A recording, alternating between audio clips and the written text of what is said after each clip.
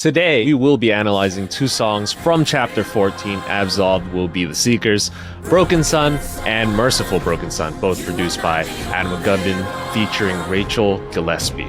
Hi everyone, we are the Terran Charts, a podcast where we analyze songs from games we love, mainly Arknights. I'm Hanyu, a music producer, and I do musical analysis for the podcast. I'm Rapid Potential. I'm a streamer who streams Arknights. I was once upon a time a guest on the Terran Charts, but now I come back as a permanent host.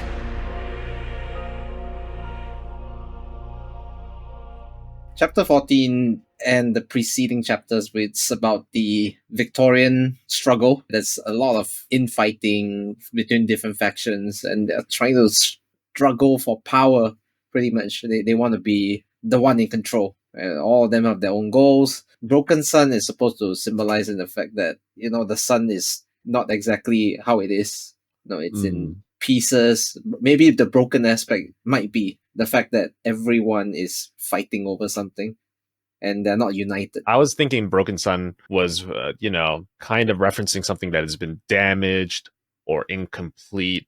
But I think the lyrics that are in the song might shed some light on the rest of it. Kind of like when they say shedding light on everyone might reference kind of like a savior or a hero. I think we see that in the PV as well with Amiya. She might be playing a more crucial role there. There's also lines like, "You're not the only one. They can't take my spark. I won't let you go dark." And I think this gives a sense of unity and determination that won't disappear no matter like how bad it gets. They're just going to keep fighting, basically. I think I like Merciful Broken Sun better. There's a little bit more build up on that one. Starts a little bit somber, then goes into a little bit more intensity as it goes along. While I think the other one starts off quite with the lyrics chanting at you already. I think it starts off at a higher intensity, so there's less of a build up, in my opinion. I'm also in agreement. I preferred Merciful Broken Sun over Broken Sun. I think Broken Sun's more dramatic and upbeat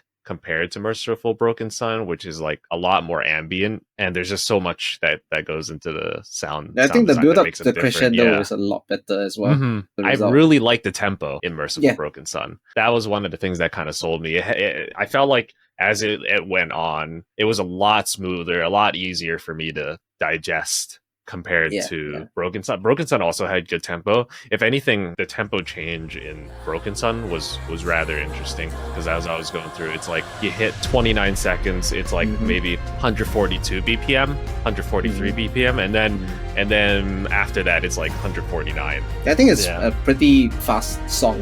Consider the fact that are pretty short tracks on their own, but I think Merciful Broken Sun is a little bit longer.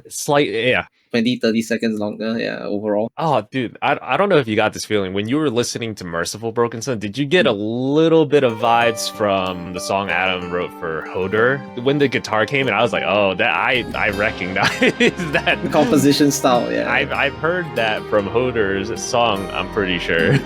Some songs, very nice. will bring stuff like that back in again, like elements from previous songs that the same composer has done. Could be a signature at this point, if he makes more of it. Normally it's a producer referencing another song, but in this case he's referencing his own song. I think that's great.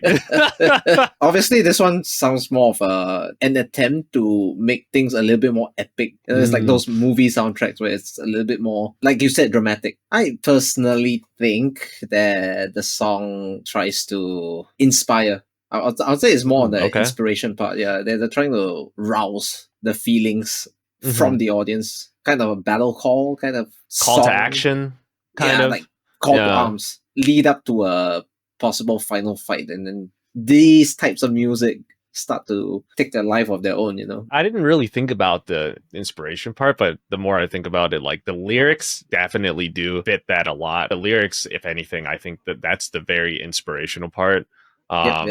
That comes to it, and then it's like, even if you kill me, somebody else is going to be here.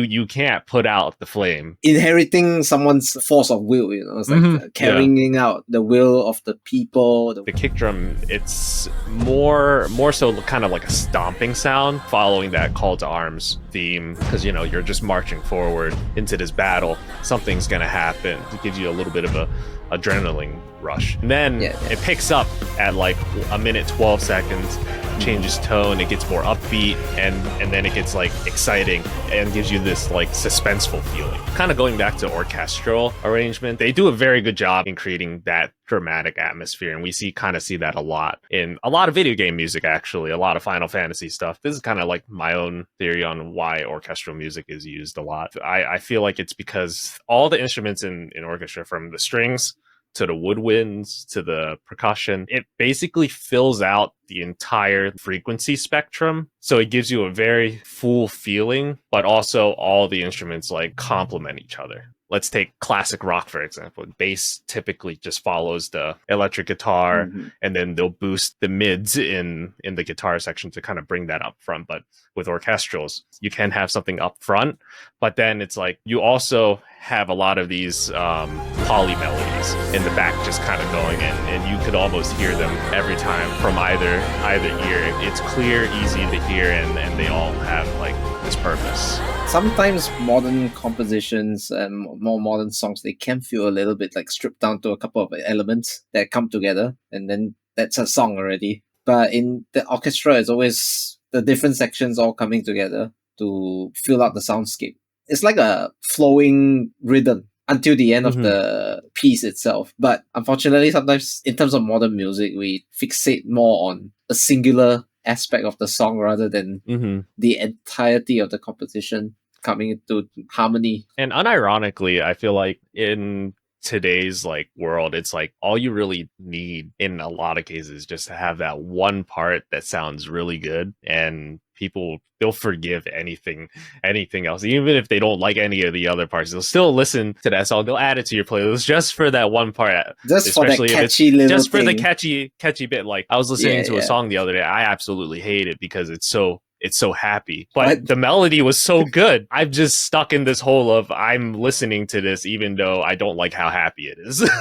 I think they both have their own ways of like kind of pulling these emotions from the audience. Like we look at the structure, they're completely different. One's a little bit more digestible than the other, but also I think one of the big things for me that help pull these emotions is the fact that they're mostly instrumental, because they really only have one stanza of lyrics, and that's basically the chorus. Everything else is instrumental, and when you have just that instrumental, it really lets you focus in on the background music itself. As much as I like songs that have lyrics, you can only do so much to kind of like reinterpret something like that without making it completely different. Like you could take a rock song that has lyrics in it and turn it into an EDM remix, and there you go, you've reimagined it. But when you have something that like Merciful Broken Sun and Broken Sun, where you have the chorus, all right, let's change up the tone, change up the feel of it.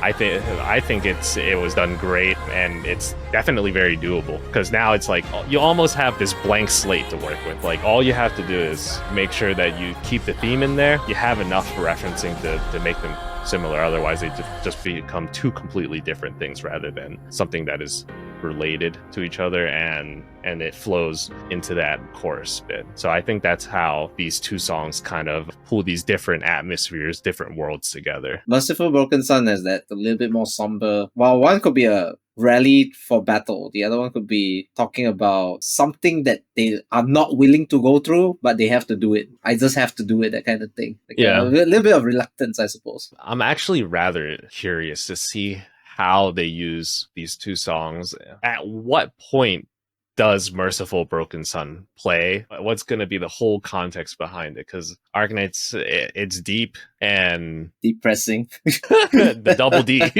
But I mean, with Broken Sun, it's not the first time we've seen a variation of a leitmotif or a song. You know, for example, Frost Nova had I think changed a bit from chapter 4. Where you fall in 4-10 and then later on in 6-16. It also can signify a little bit of, I guess, the change in mood. Because Broken Sun is like the the beginning of the battle, and then the other one It could be the it's like, end. It's the yeah, resolution. it could be the end, Yeah. or the sudden realization that halfway through you're like, what are we fighting for? I think one of the main things that help give Broken Sun that super dramatized feeling is the drums and the chord. They kind of like strike on the downbeat of every measure, basically, and that helps kind of create this grander like boom effect every measure. Merciful Broken Sun, it has a lot of reverb and a lot of background jazz that kind of like immerses you in this like atmospheric world. I don't know if you noticed, but they also have a lot more background vocals in Merciful Broken Sun, like the humming vocals. I noticed that, where it's like Mhm. bard music. Bar music, it's almost Back like in the day. fantasy like, right? Yeah, almost fantasy like. Yeah. Exactly. But in terms of like, I think the mood, right? For me, Mhm. the first one feels more like a rousing fighting music, and the second Mhm. one, I guess I just had a brainwave with regards to how it could be used, in a way. Merciful Broken Sun could be like in the midst of fighting, and then you see all the slow-mo stuff of people like stabbing each other and like killing each other in the background. And this song suddenly plays in the background. This is so appropriate as well. They both have slightly different structures. Broken Sun's like kind of, I've broken it down as alternative chorus, verse, chorus, and then bridge and outro. And then Merciful Broken Sun is intro, verse, Yeah, there's intro, actually a proper alternative intro on the Yes. second song. Yeah, you can feel like it doesn't just jump right in. Yeah, exactly. It slowly builds up Mhm. to a crescendo. Yeah. And then chorus, bridge, and then outro. I think that was probably one of the most like eye-opening like structure differences that I saw. That it's like when they have these two different dichotomies of the structure, and then their bridges are completely just separate worlds too. Because the bridge is where it really picks up in Broken Sun, and then you hear the bridge in Merciful Broken Sun. It goes from the chorus, which sounds fairly similar to Broken Sun's chorus, and then it just drops back into the somber tone. It's like the chorus was the fight scene, and now this is the conclusion before like heading out to the outro.